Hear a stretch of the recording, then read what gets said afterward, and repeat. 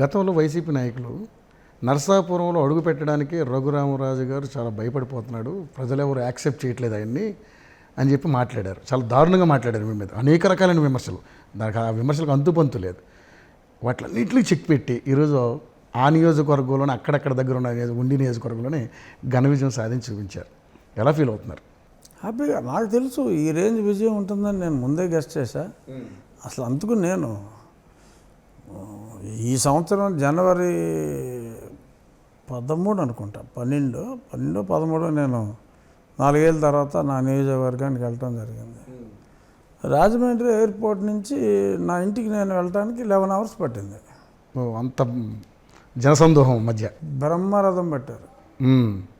24 గంటల నోటీసులో నేను వెళ్తే కనీసం 8 చోట్ల క్రేన్లతో అయ్యే దండలు అంటారు కదా, ఏదో గజమాలు కూడా కాదు, అదేదో క్రేన్తో వేస్తారు. క్రేన్తో వేసేది మ్యాక్సిమం గజమాలనేగా. మరి గజమాల అంటే పెద్దది చేతితో వేసేది, 2-3 కలిసి, అదేదో మరి ఏదో క్రేన్ మాల అని పేరు పెట్టారో నాకు తెలియదు. కానీ సో అంటే వీళ్ళు రానివ్వరు అని చెప్తే దానికి చెప్తున్నా. అదే సార్, అవును. అప్పుడే ఈ కూటమి ఎంత విజయం సాధిస్తుంది అన్నదే నాకు అర్థమైంది. సో ఈరోజు కూటమి ఒకవేళ అధికారంలోకి వచ్చింది కాబట్టి అప్పుడు అనుకున్నారా మీరు అధికారంలోకి వస్తే గ్యారెంటీ నాకు మంత్రి పదవి లేదంటే ఒక మంచి పొజిషన్ వచ్చేది అని ఏమైనా అనుకుని ఇప్పుడు రానందుకు ఏమైనా ఫీల్ అవుతున్నారా? అంటే వస్తుంది అనుకున్న మాట వాస్తవం, రానందుకైతే ఫీల్ కావట్లా. ఎందుకు ఫీల్ కావట్లేదు అంటే దానికి ఒక కారణం ఉంది. చెప్పండి.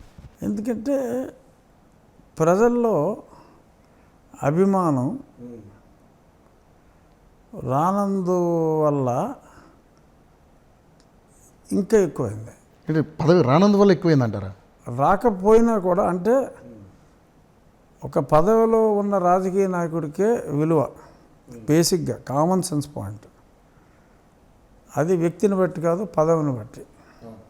ఎవరికైనా కూడా వ్యక్తిగా కన్నా ఆ పదవిని బట్టి ఆ వ్యక్తి విలువ పెరుగుతుంది. చాలామంది ఏంటంటే విలువ ఆ వ్యక్తి కానీ ఒక అపప్రదలో ఉంటారు, ఆ విలువ పదవికి అని చెప్పి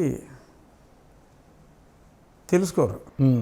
బట్ నాకు ఏ పదవి లేకపోయినా కూడా ఇవాళ నేను రాష్ట్రంలో ఫ్రీగా తిరుగుతున్నా, ఎక్కడికి వెళ్ళినా, తెలంగాణలో ఏ ఫంక్షన్లకు వెళ్ళినా, అంటే నాకు ఏ పదవి లేదు, 175 మందిలో నేను ఒకరిని.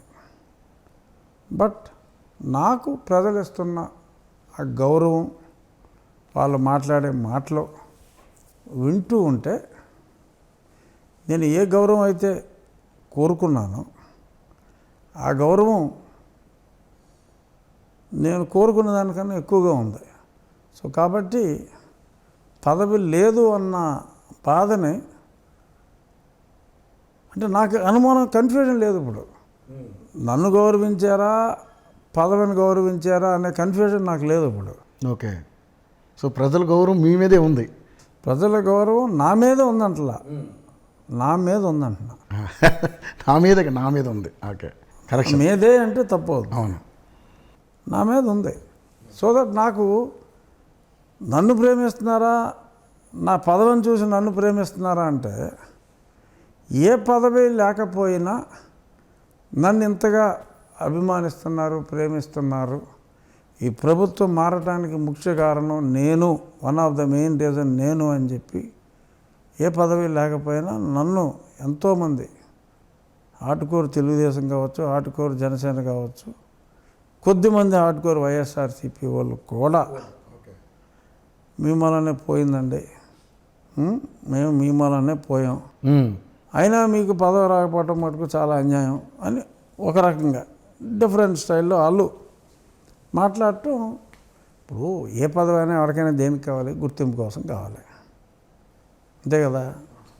పదవి అంటే నీకు 4 సెక్యూరిటీ వాళ్ళు ఉంటారు, ఆ సెక్యూరిటీ వాళ్ళని చూసి వీడు ఎవడరా అని అడుగుతారు. సెక్యూరిటీ వాళ్ళని చూసి గుర్తింపు వస్తుంది చాలామందికి.